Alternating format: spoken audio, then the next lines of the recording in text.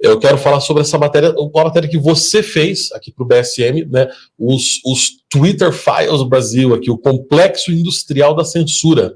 Jornalista americano revela ataques do TSE à liberdade e à democracia. E dessa vez não é um jornalista do New York Times, né? Ou é? Não, um jornalista independente. Pois é, olha só. Michael Shellenberger. Exatamente, o jornalista americano Michael Shellenberger publicou nessa quarta-feira, agora dia 3, uma longa sequência no Twitter com documentos sobre as manobras e interferências do Tribunal Superior Eleitoral Brasileiro nas redes sociais brasileiras no período que antecedeu as eleições presidenciais de 2022. E o BSM publicou o texto na íntegra, né? Se você quiser ler o texto inteiro traduzido em português, você vai acessar o BSM, que está lá na nossa primeira página hoje, essa matéria. Mas, Briguet, você que... Eu acho que... traduziu e fez tudo isso aí, você, enfim, comenta... Mas eu queria ler aqui o começo dessa thread, que é uma espécie de resumo.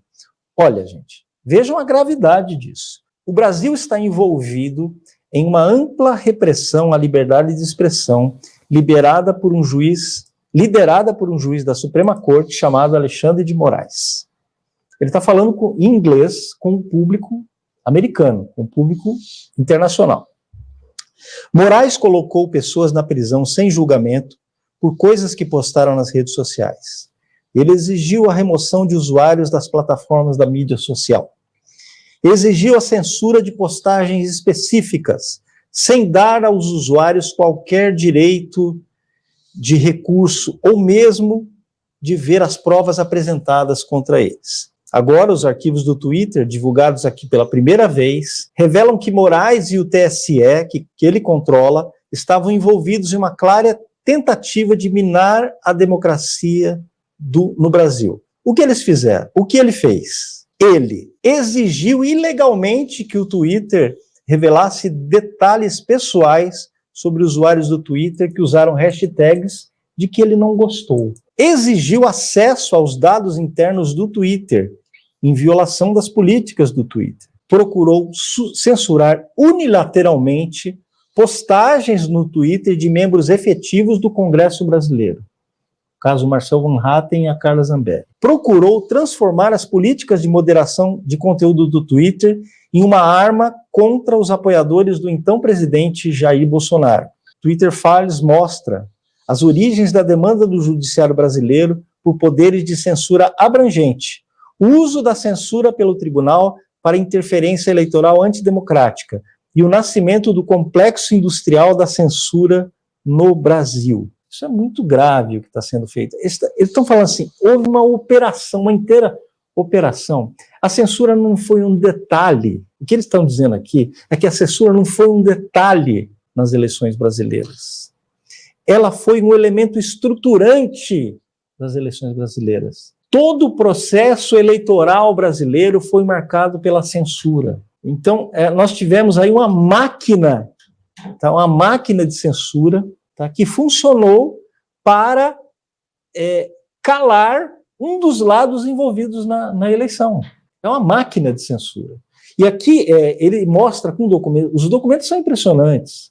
Os diálogos do diretor do Twitter com seus advogados, né, falando assim, olha só o que eles estão exigindo da gente, olha só o que eles estão fazendo. E ao mesmo tempo falando, olha, o Google, o Instagram, o Facebook e o YouTube toparam. Eles estão participando disso. E olha, eles estão obrigando a gente a fazer isso. Então, assim, são e-mails desesperados. O diretor do Twitter, desesperado, tentando mostrar para os advogados, para os seus incrédulos advogados americanos, porque os advogados americanos, não pode estar acontecendo uma coisa dessas. Não, uma interferência direta no Twitter, na rede social. Então, isso prova aqui que a censura nos Estados Unidos foi uma censura, aliás, no Brasil, durante o processo eleitoral do Brasil, foi uma censura estruturante. Isso foi um processo que se estendeu por 2 anos e que continua até hoje. Né? As próximas notícias aqui que a gente vai mostrar mostram isso, continua até hoje. Para perpetuar essa máquina de censura, o Alexandre de Moraes criou um negócio chamado CIED, que me faz lembrar aquele livro, aquele romance do Herberto Salles, O Fruto do Vosso Ventre, em que ele descreve uma sociedade distópica, assim, que o governo sempre inventa siglas, assim, complicadas, tá, para justificar as atrocidades que ele comete. Esse Centro Integrado de Combate à Desinformação, né, não sei, não dá nem para decorar inteiro o nome da coisa, mas continua sendo aplicado isso. Então, é um elemento estruturante. A censura, ela não funciona como algo eventual, como a Carminha disse durante a eleição, falando, olha, nós somos contra a censura, mas vamos fazer agora só um pouquinho, tá? Vamos fazer agora só um pouquinho, depois das eleições a gente para. A gente não para, Carminha, a gente não para, vocês não vão parar. Vocês continuam censurando. E como se houvesse, enfim, qualquer justificativa, como se a gravidade maior não fosse justamente durante as eleições. Pois é muito mais grave durante as eleições. É muito mais grave, porque o que eles fazem? O que eles fazem durante as eleições? Eles impedem o fluxo de informações. Eles cortam o fluxo de informações. A mentira, Brás, ela não tem vida longa na internet. Essa é uma coisa que as pessoas esquecem. A mentira não tem vida longa na internet. A gente acabou de citar um exemplo aqui.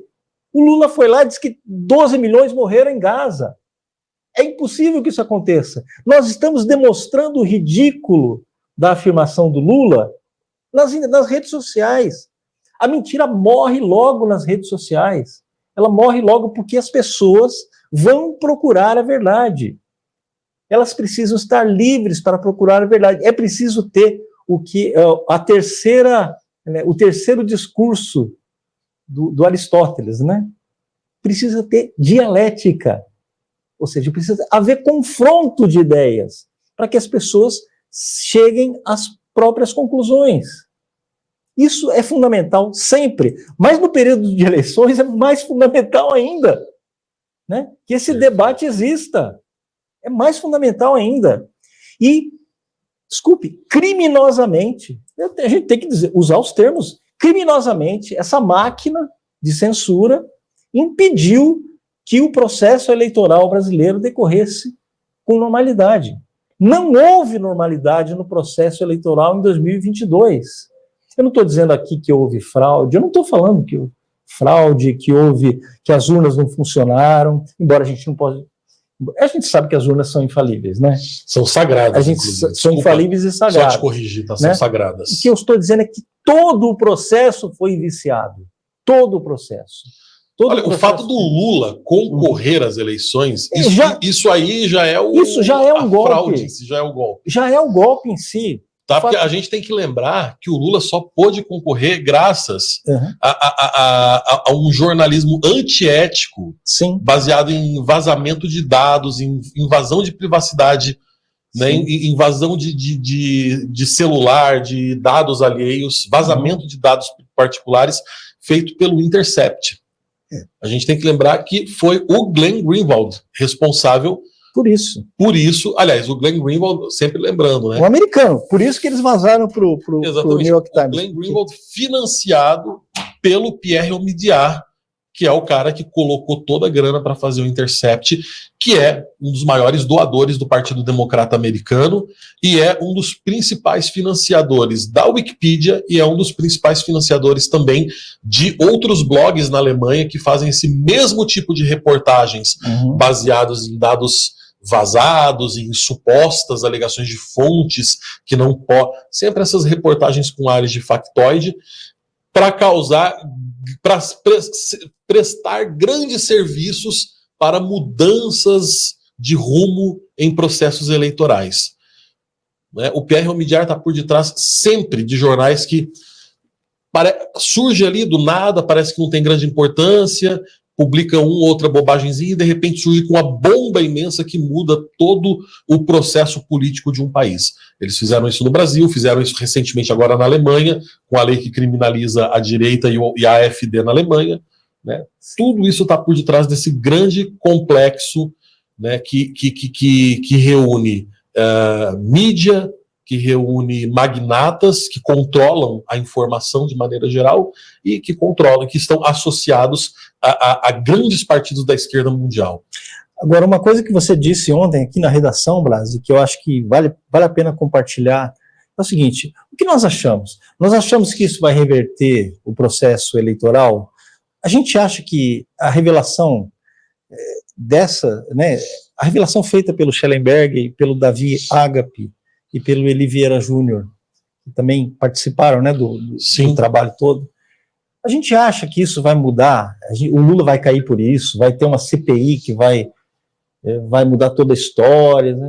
Gente, muito provavelmente nada disso vai acontecer. Nós estamos aqui fazendo um papel que é fundamental, que é de registrar esses fatos.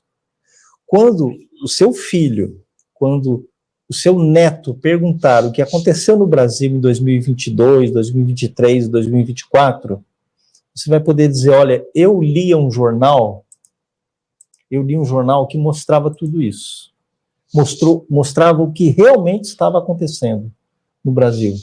Então, isso é, na verdade, um registro histórico que nós estamos fazendo aqui.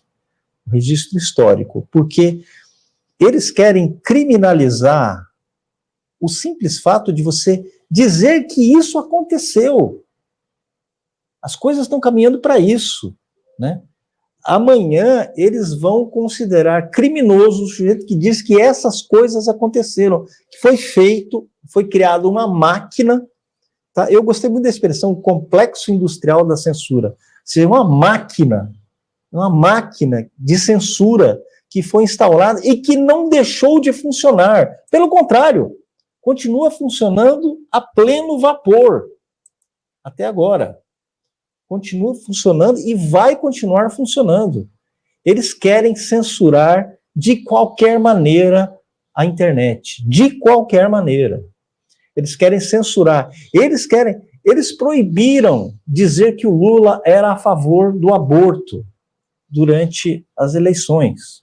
O Lula, uma das primeiras medidas do seu governo foi tirar o Brasil de todos os acordos em defesa da vida, os acordos internacionais em defesa da vida. A primeira coisa que ele fez, no primeiro discurso da sua ministra da Saúde, ela defendeu a liberação do aborto. No primeiro discurso, dia 2 de janeiro de 2023, a Nízia Trindade defendeu a liberação do aborto no discurso dela, na posse do Ministério da Saúde.